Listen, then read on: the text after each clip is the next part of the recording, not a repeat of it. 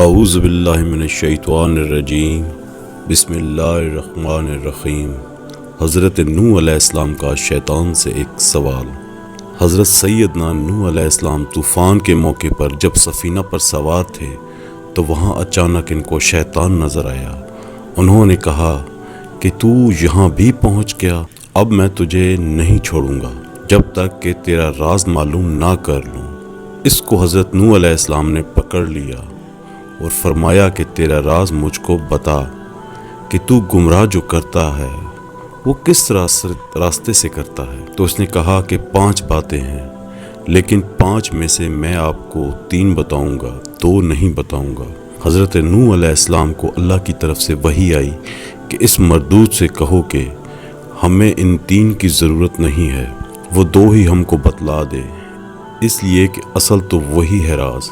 تو حضرت سیدنا نوح علیہ السلام نے کہا کہ مجھے ان 3 حربوں کی ضرورت نہیں ہے، وہ 2 بتا جو تو نہیں بتانا چاہتا۔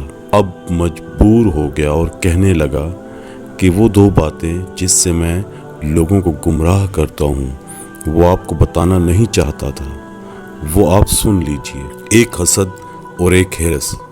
پھر شیطان کہنے لگا کہ حسد سے میں گرا اور حرص سے حضرت آدم علیہ السلام گر گئے، اس لیے کہ جب اللہ تعالیٰ نے حضرت آدم علیہ السلام کو بنایا اور ان کو علم عطا فرمایا اور ان کی شان و شوکت کو فرشتوں کے سامنے ظاہر فرمایا تو اللہ تعالیٰ نے فرمایا کہ آدم علیہ السلام کو سجدہ کرو، تو فرشتے تو سجدے میں گر گئے۔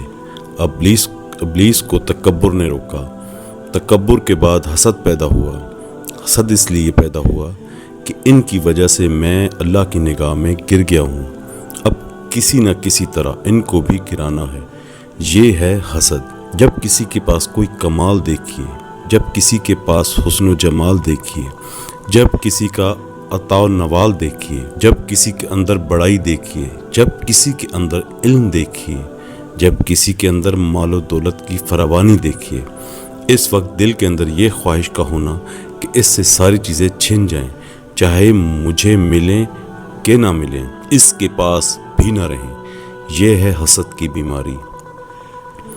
یہ حسد اللہ کی نگاہ میں بہت بری چیز ہے۔ شیطان نے سوچا کہ اللہ نے ان کو اتنا اونچا بنایا ہے، ان کو بھی گراؤں گا، میں جیسے گر گیا ان کو بھی گراؤں گا۔ اس کے بعد اس حسد میں مبتلا ہو کر وہ فکر میں رہا کہ کس طرح ان کو میں ذلیل و خوار کرنے میں کامیاب ہو جاؤں۔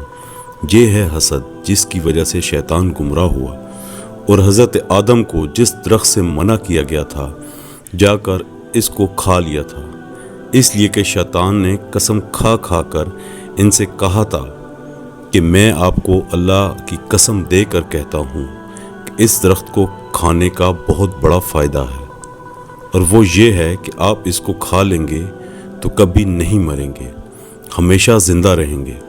انہوں نے کہا کہ بہت اچھا، کھا لیں گے، تو حرص میں آ کر کھا گئے۔ اس کو شیطان نے کہا کہ حسد نے مجھے تباہ کیا اور حرص کی بیماری نے حضرت آدم علیہ السلام کو گرا کر راکھ کر دیا۔ ناظرین، اگر آپ کو ویڈیو پسند آئے تو ویڈیو کو لائک اور چینل کو سبسکرائب کر دیں۔ جزاک اللہ۔